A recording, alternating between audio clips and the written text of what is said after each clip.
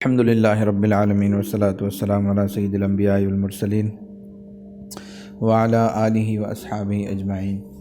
میں مولوی صدیق اکبر YouTube channel اسرا T V سے۔ جفاکشی عالمگیر کا نظریہ تھا۔ بادشاہ ہرگز آرام طلبی و فراغت شعاری برخورد روانہ دارد کے بدترین اسباب خرابی ملک و انہام دولت این شیوائے نامردیہ است ہمیشہ تا مقدر و در حرکت باید بود۔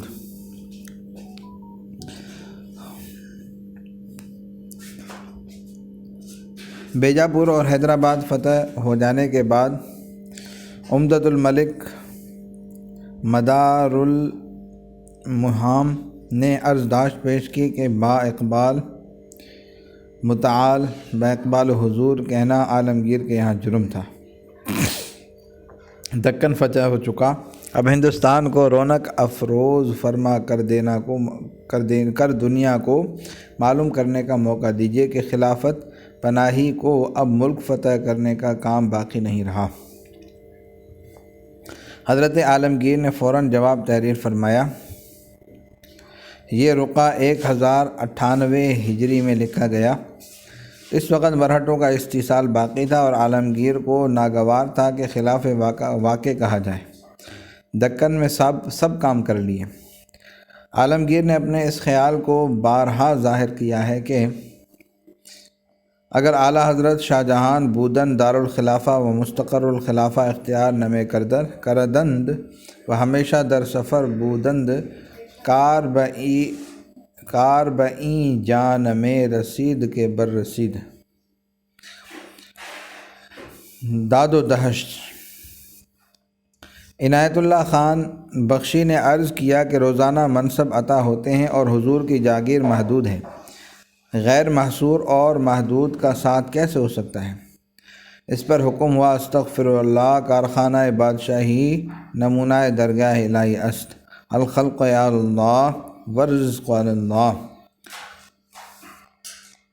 الحمدللہ ثم الحمدللہ۔ اس کے بعد تحریر ہوتا ہے کہ ارشد خان کی عرضی کے بموجب قلعہ ستارہ کی فتح کے بعد 5 ہزاری جاگیریں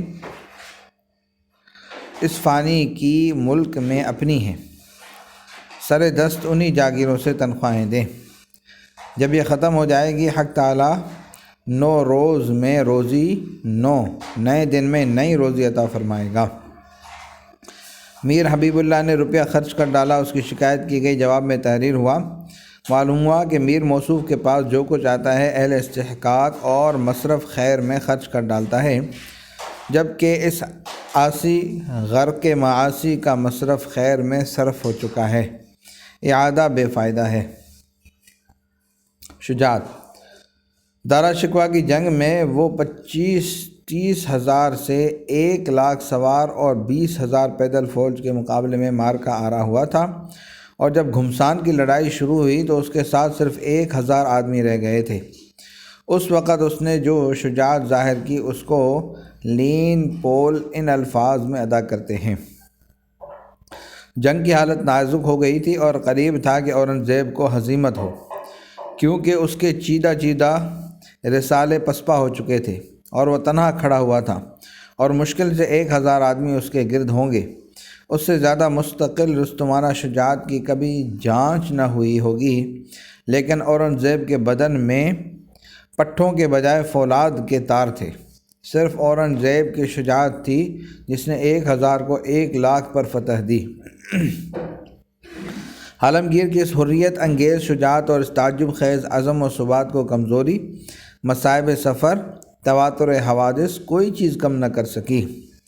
1110 ہجری 1669 میں جب بمقام ستارہ مرہٹوں نے ایک سرنگ اڑا دی اور فوج میں بربادی پھیلی تو یہ 82 برس کا بوڑھا شہنشاہ جھٹ گھوڑے پر چڑھ کر مقام حادثے پر پہنچا، آدمیوں کی لاشوں کا ڈھیر لگوایا اور چاہتا تھا کہ حملے کی سرداری خود کرے، لیکن بڑی دقت سے اس کو اس ارادے سے باز رکھا گیا۔ اب بھی وہ وہی سامان گڑھ کا جوان تھا جس نے اپنے ہاتھی کے پاؤں میں بیڑیاں ڈلوا دی تھی۔ یہ لین پول کے الفاظ ہیں۔ خافی خان اس واقعے کو ان الفاظ میں لکھتا ہے: اس قسم کی بہت سی مثالیں عالمگیر کے واقعات زندگی میں مل سکتی ہیں۔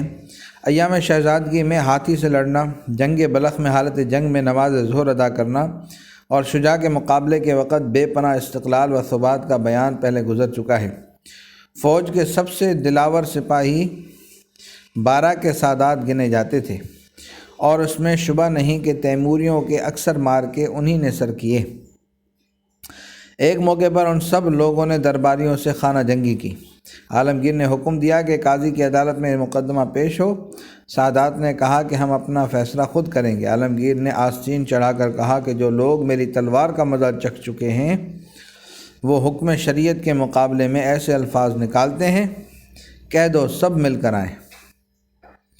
یہ کہہ کر حکم دیا کہ پہرے وغیرہ پر جس قدر سادات 12 ہیں سب برطرف کر دیے جائیں۔ سادات کا سارا غرور جاتا رہا۔ اصلاحات و انتظامات: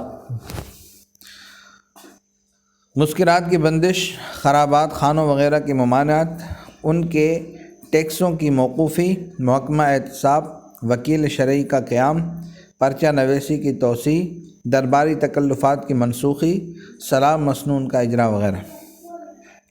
یہ اصلاحات مناسب عنوانات کے تحت میں سپرد قلم ہو چکی ہیں۔ ذیل میں چند اہم اصلاحات کا ذکر کیا جاتا ہے۔ نمبر 1، کابل سے اورنگزیب آباد تک آگرے کے راستے پر ہر ایک منزل پر سرائیں بنوائیں جن کے اخراجات خزانہ شاہی سے ملتے تھے۔ کھانا پکانے کے برتن سرکاری ہوتے تھے۔ قدیم سڑکوں اور سراہوں کی مرمت کرائی، ان کے انتظامات کو ٹھیک کیا، چھوٹے دریاؤں پر پل بندوائے، بڑے دریاؤں کے ہر ایک گھاٹ پر عبور کرنے کے لیے کشتیاں تیار رکھنے کا انتظام کیا۔ نمبر 3، سرکاری طور سے سڑک پر 3 کوس کے فاصلے سے ہر کاروں کی چوکیاں قائم کی۔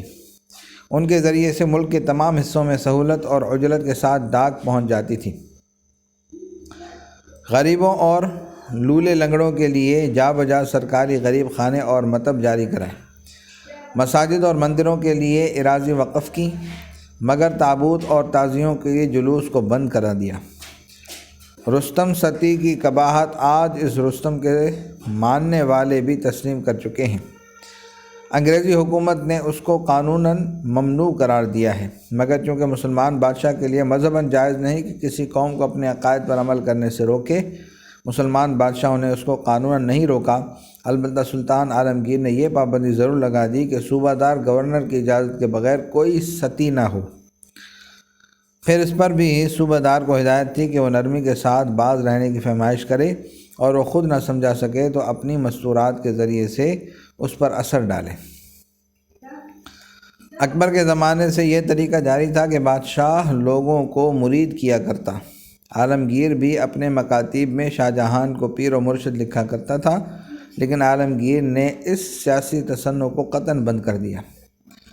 1100 ہجری 33 جلوس میں بنگالہ سے ایک شخص مرید ہونے کے لیے آیا۔